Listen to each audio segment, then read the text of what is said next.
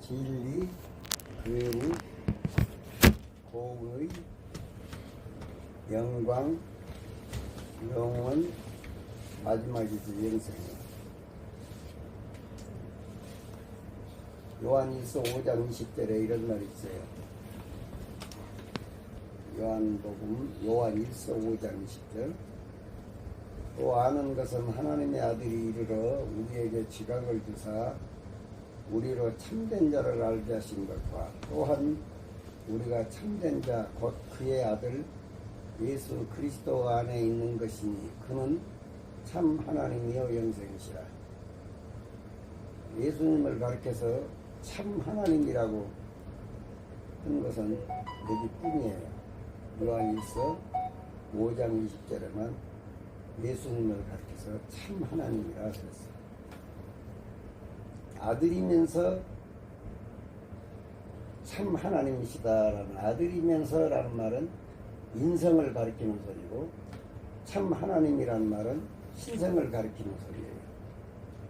그래서 예수님을 인성과 신성으로 구별을 안 하면 하나님의 아들인지 하나님인지 헷갈려요.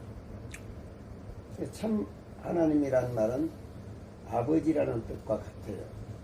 신성은 아버지고 인성은 아들이었다, 그런 뜻인데 그분이 참 영생이라는 거예요. 그래서 그분의 성품으로 지음받으면 영생한다는 거예요. 부활을 통해서 영생한다. 육신은 죽고 영혼은 재창조된 부활을 통해서 영생한다.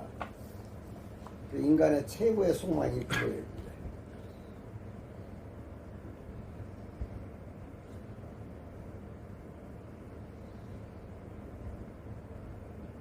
히브리서 12장 2절에는 믿음의 주요 온전케 하시는 이 예수님을 바라보자. 저는 그 앞에 있을 즐거움을 위하여 십자가를 참으사 부끄러움을 개의치 아니하시더니 하나님 보좌 우편에 앉으셨느니라. 하나님 보좌 우편에 앉았다고 그러니까 그러면 좌편에는 하나님이 계시고 우편에는 예수님이 계시고 이렇게 이야기하면 안 돼요.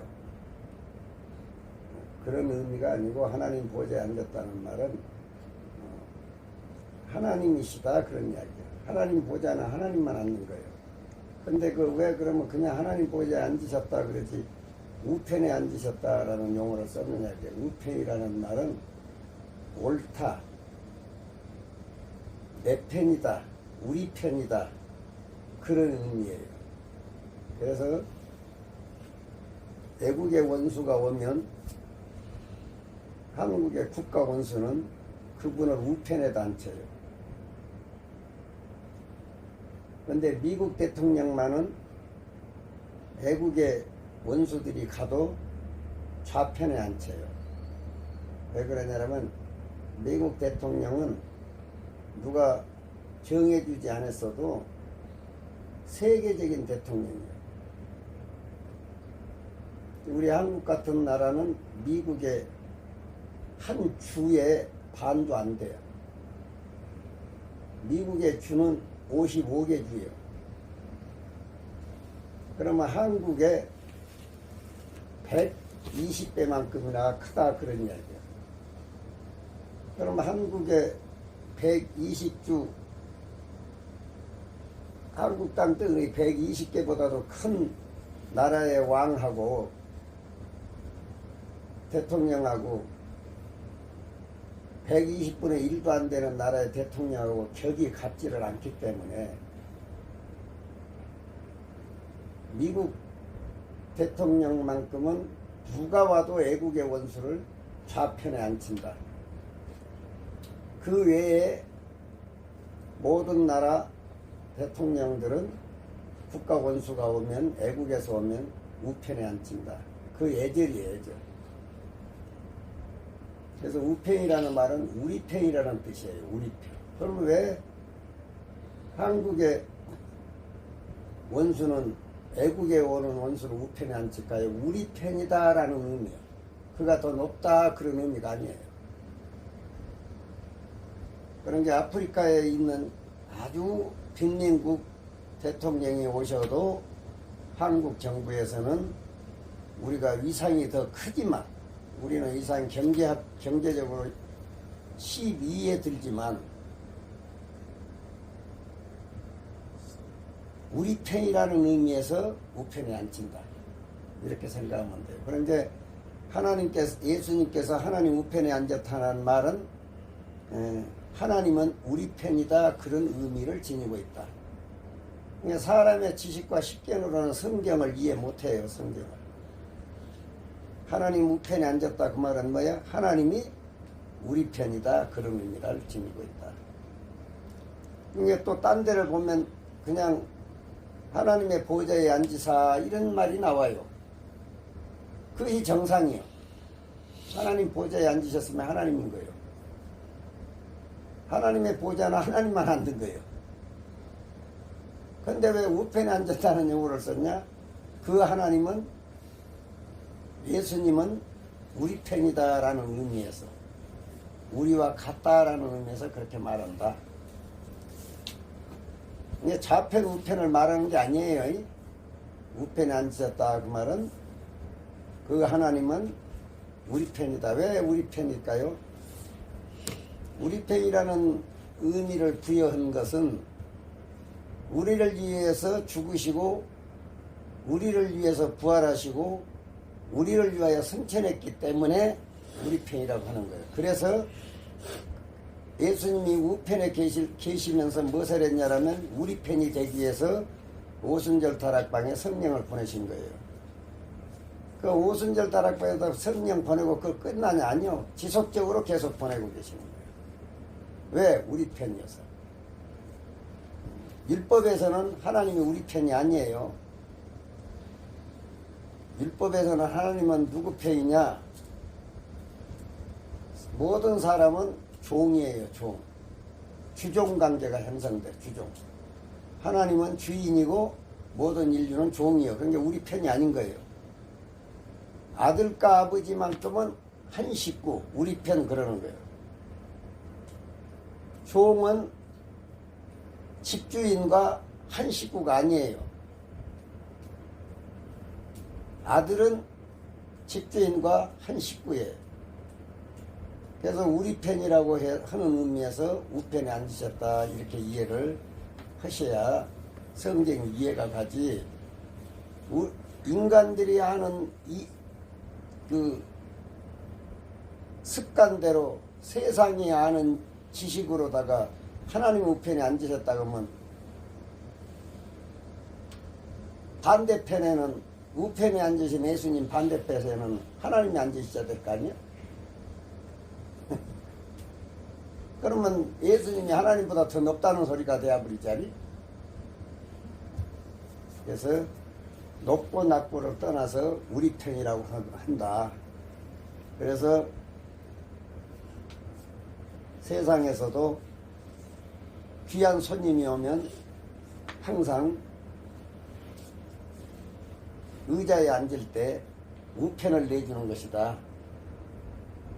그 예절이다. 우리 편이라는 의미다. 적대국에 사람이 오면 절대 우편에도 안 앉혀요. 한 단계 아래다 앉혀요. 그러니까 중국에서 사신이 올 때에 옛날에는 왕들이 한 단계 밑에다 이렇게 앉혔어요. 우편에도 안 앉히고. 예수님이 하나님의 우편에 계시다는 말은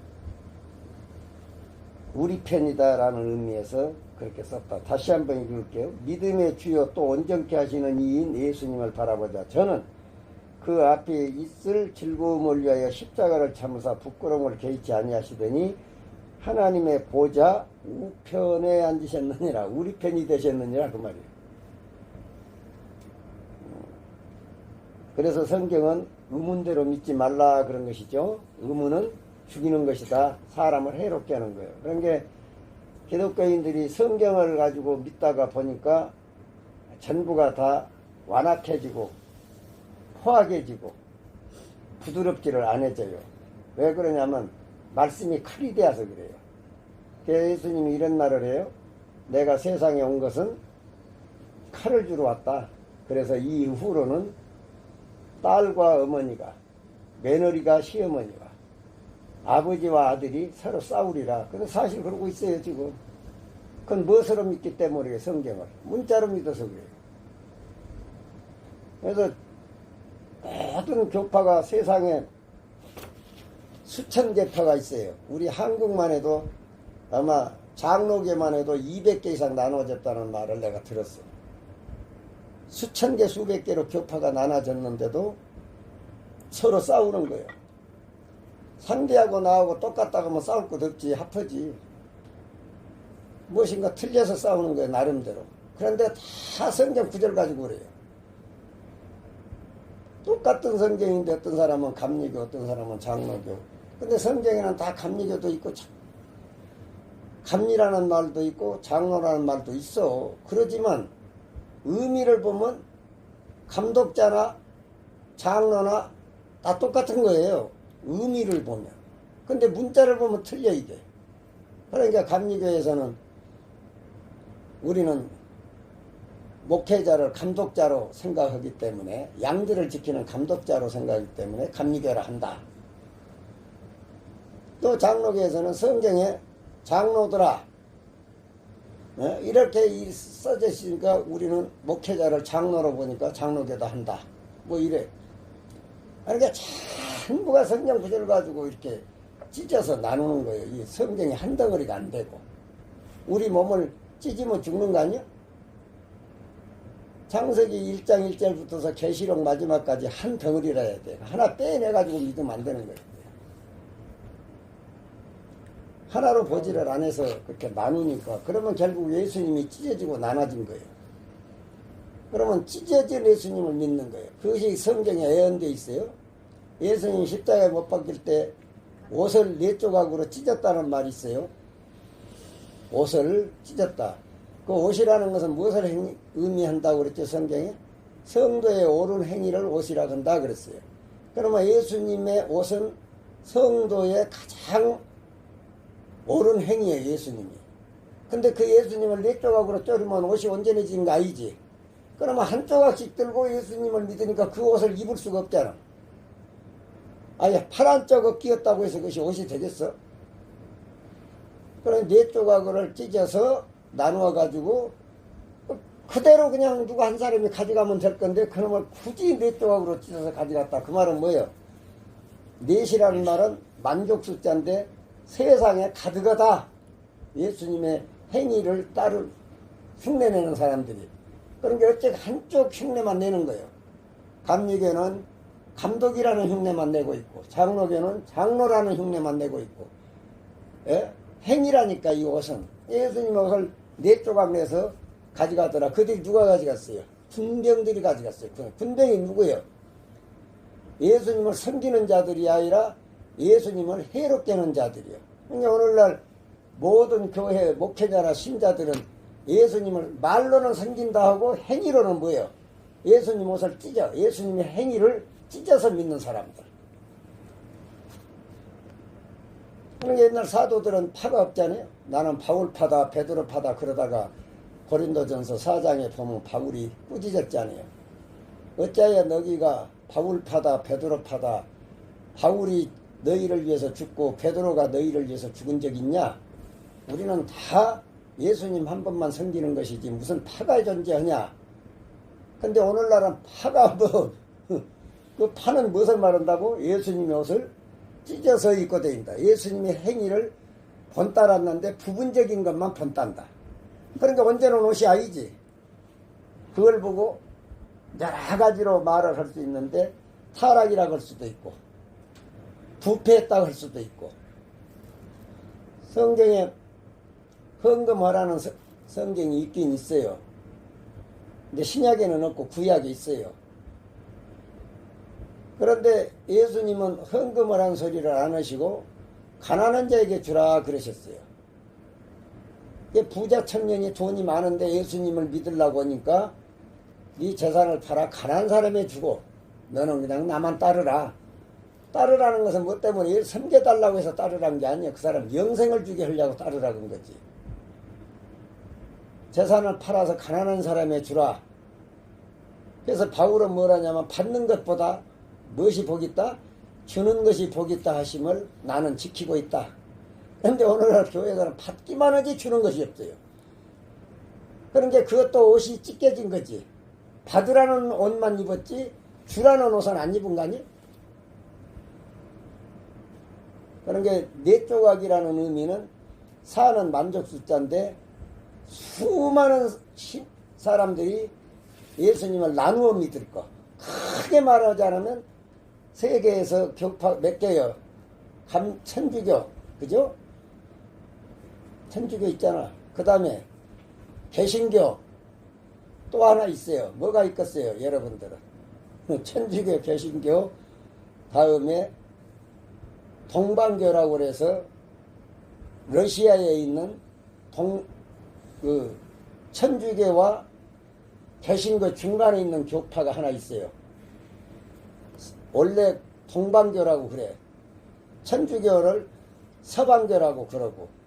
근데 그 동방교는 뭐냐면 장로교하고 비슷해요. 무엇이 비슷하냐? 동방교는 우상이라고 그래가지고 동상을 안 만들어요.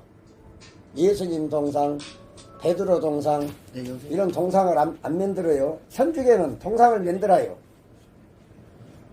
개신교에서도 동상을 안 만들어요. 형상이라고 그러지. 뭐 베드로를 만들거나 무슨 마리아상을 만들거나 그거 안 한다고. 근데 동방교는 그때부터 그것이 다투다가 싸워가지고 로마를 기준은 천주교는 서방교가 되고 러시아를 기준은 그 교회들은 동방교가 되어가지고 싸우는데 싸운 것이 뭐냐면 우리는 형상을 안 만든다. 저 사람네들은 무슨 의미, 그 하나의 의미지 우리가 그 생기는 게 아니다. 그래서 그때 둘이 나눠졌던 거예요. 그러니까 지금 몇 개예요, 그러면? 천주교가 둘로 나눠졌고, 개신교가 둘로 나눠졌어요. 개신교가 무엇으로 둘로 나눠졌냐? 구원파라는 것이 있고, 이게 애정파라는 것이 하나 있고, 자유지라고 하는 것이 하나 있어요. 알마님파라고 그러는데, 믿다가 거듭났어도 타락될 수 있다 이런 교리가 하나 있고 한 번 믿으면 영원한 구이다 라는 교리 두 개가 싸우고 있어요. 크게 나누면 개신교도 두 가닥이다. 한 번 구원은 영원한 구원이라고 하는 칼빈주의와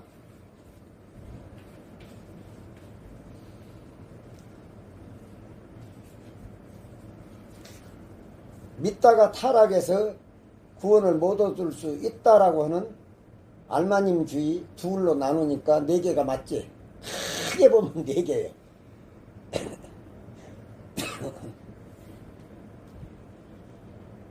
그런데 더 잘자르게 말하면 수천 개여서 그러나 그 흐름은 네 개다 이렇게 알면 돼요. 동방교, 서방교. 그 천주교예요. 천주교가 하나가 아니요. 동방교, 서방교 둘. 개신교도 둘이에요. 그 흐름이. 하나는 칼빈주의. 한 번 믿으면 영원한 구원. 알마님주의는 믿다가 타락하면 구원 없는 거. 예. 그래서 합의가 안 되고 이 지구가 없어진 한 계속 흘러가요. 이렇게 네 개로. 예수님이 온 네 개 찢었다는 말이 애언이지 애언. 예수님의 행위를 넷으로 나누어서 믿을 것이다. 그 외에 잘 자란 것은 수천 개지만 수천 개가 있든 수만 개가 있든 개신교의 흐름은 두 개예요. 한 번 믿으면 영원한 구원, 믿음으로 구원받는다는 것과 믿음만 가지고는 안 되고 거듭나야 구원받는 파가 이렇게 둘이 계속 싸우고 있어요. 그래서 누가 우세하냐라면 믿음으로 구원받는다고 하는 신앙이 사람이 많아요. 그래서 장로교가 감리교보다 우세한 것도 그거예요.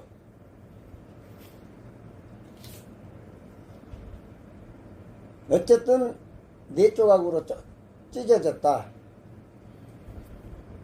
옷이 행위를 말하니까 예수님의 말씀을 네 가지로 나누어서 이 지구 세상이 믿을 것을 애언하고 계셨던 것이다. 그래서 십자가에 예수님을 이렇게 잘라 찢었다.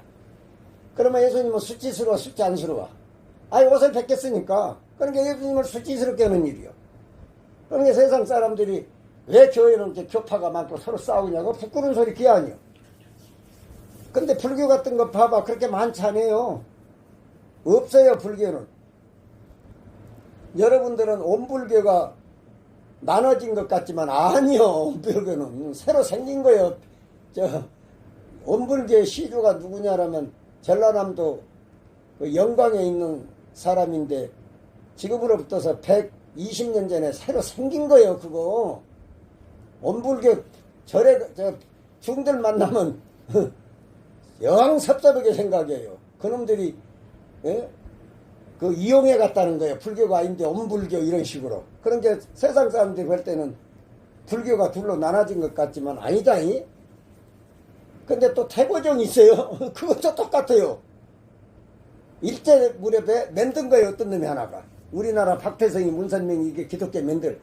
박태성이 문선명이 기독교 아니에요. 근데 그 사람들이 통일교라고 그러지. 이게 세상 사람이 볼 때는 교회로 보이지. 또 누구야 박태성이는 뭘 하냐면 영생교라고 그래요. 아 그런 게 또 교회같이 보이지. 교회 아니에요. 그런 것은 교회로 안 들어가요. 근데 불교는 3000년 동안 하나밖에 없지. 하나밖에. 태고종이니 온불교니 다 그 아닌 것들이요.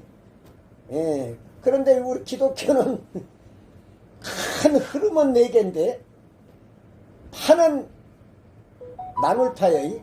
파는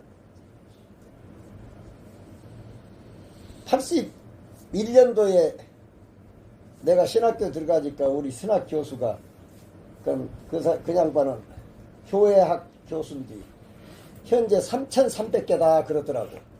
그럼 뭐 그거 시어볼 수도 없고 알 수도 없지만 하여튼 그분이 그런데 나는 그때 무슨 소리인지 못 알아먹었는데 지금 보니까 그게 맞아. 왜냐면 우리나라의 장로교만 200개가 넘는다는 게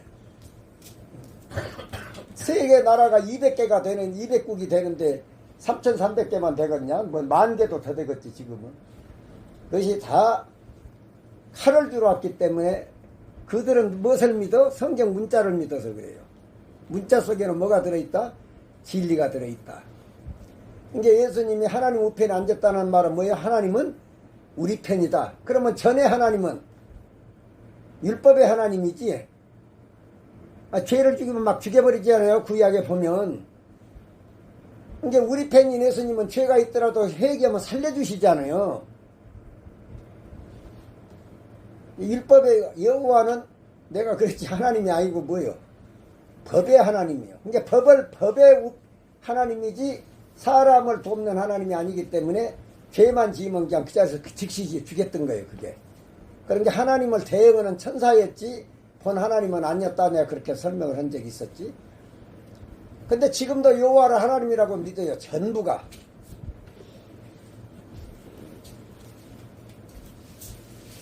몇 분 했어?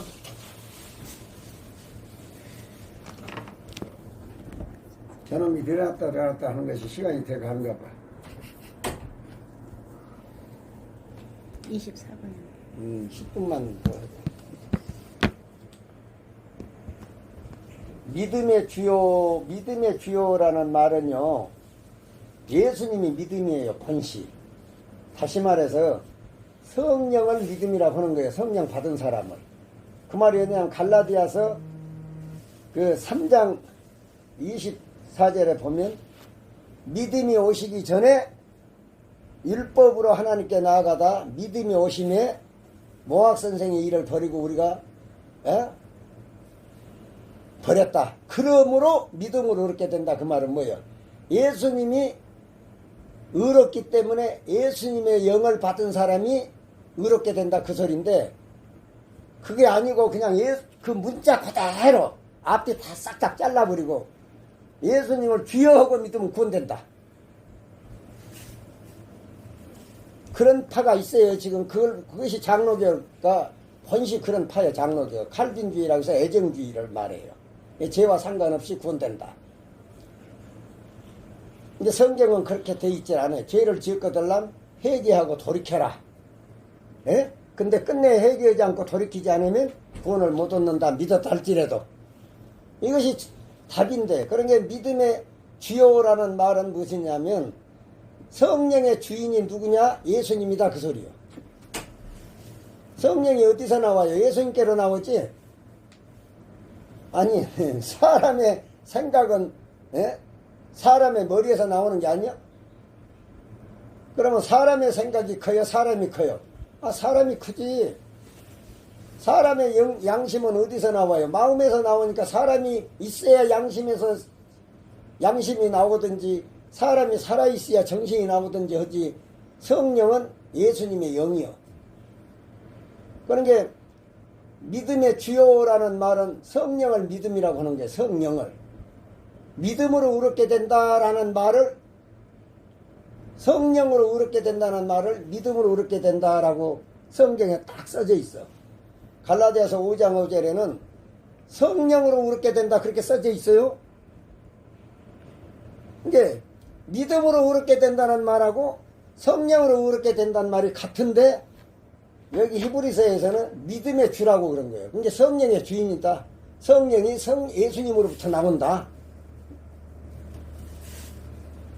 그러니까 이 성령으로 변화받아서 믿을 생각은 안 하고 그냥 문자만 믿으면 믿기만 하면 구원이라는 성경 갖다가 그냥 그것만 드렸다.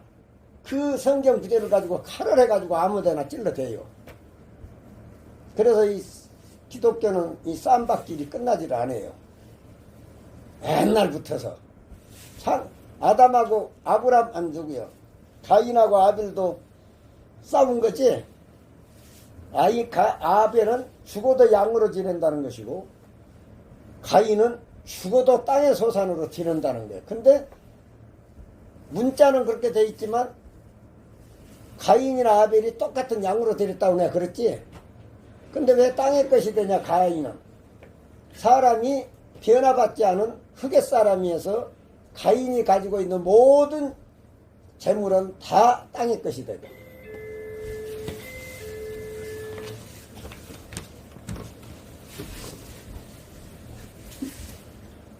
아벨의 모든 제사는 다 어린 양이 되는 거예요. 어린 양이란 것이 뭐예요? 예수님을 가리킨다 그랬죠. 어린 양의 의미는 창조주를 가르쳐서 하는 소리요.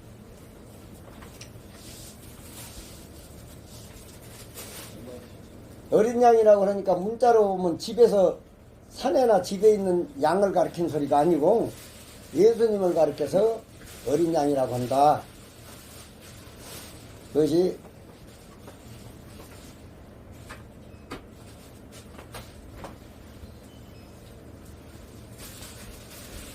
그래서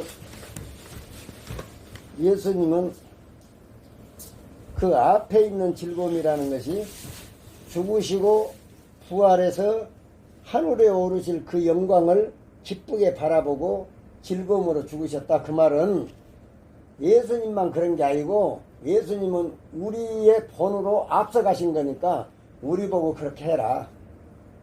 이 말의 뜻은 그런 뜻이요. 예수님으로서 끝날 일이 아니고 예수님은 줄기고 너희는 가지인데 열매가 가지에서 매니까 열매로 끝내라. 그러니까 스데바이가 돌 맞아 죽죠? 그건 무엇을 보고 그렇게 참은 거예요, 스데바이는. 부활의 영광을 바라보고 참고 돌 맞아 죽으면서 원망하지 않고 그들을 위해 축복했던 거예요.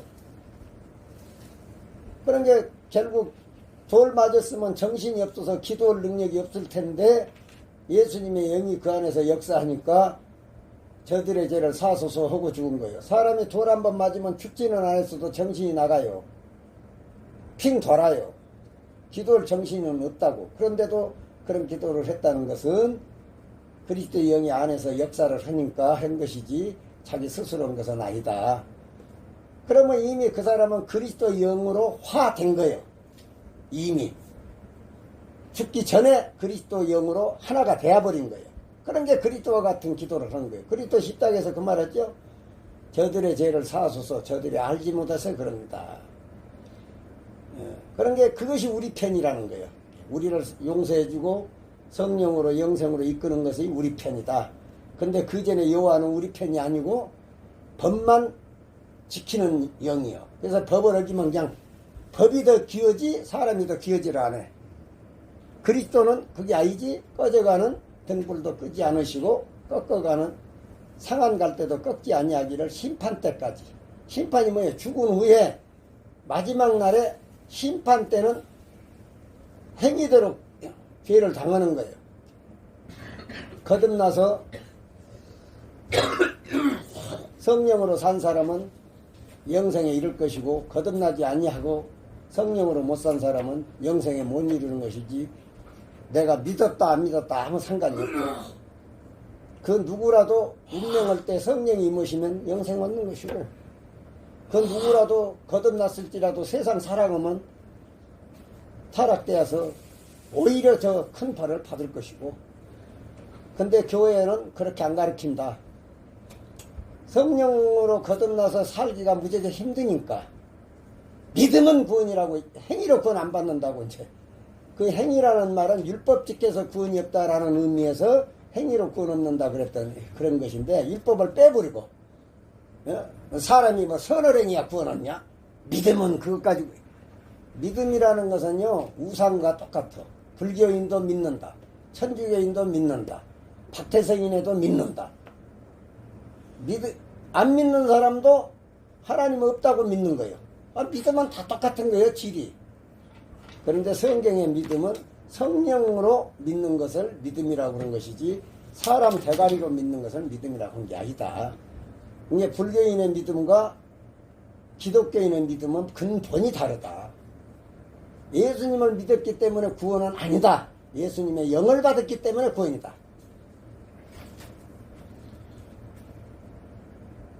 자, 이제 그렇게 해서 예수님은 뭐라고요? 영생이요? 예수님이 영생이면 예수님 성품이 영생이죠? 성품 자체가 영생이요. 예수님의 영을 받으면 그냥 영생이요. 이제 예수님의 영으로 말미암아 구원도 되고 영생도 되고 아들도 되고 그런 것이지 내가 열심히 잘해서 무엇이 되고 그런 건 아니다 그 말이지. 그러면 예수님의 영으로 믿는 사람이 세상 사람보다 훨씬 거룩해야지. 해야지. 예수님의 성품 자체가 거룩이 있는데 거룩이 없으면서도 믿기만 하면 구원이라고 하면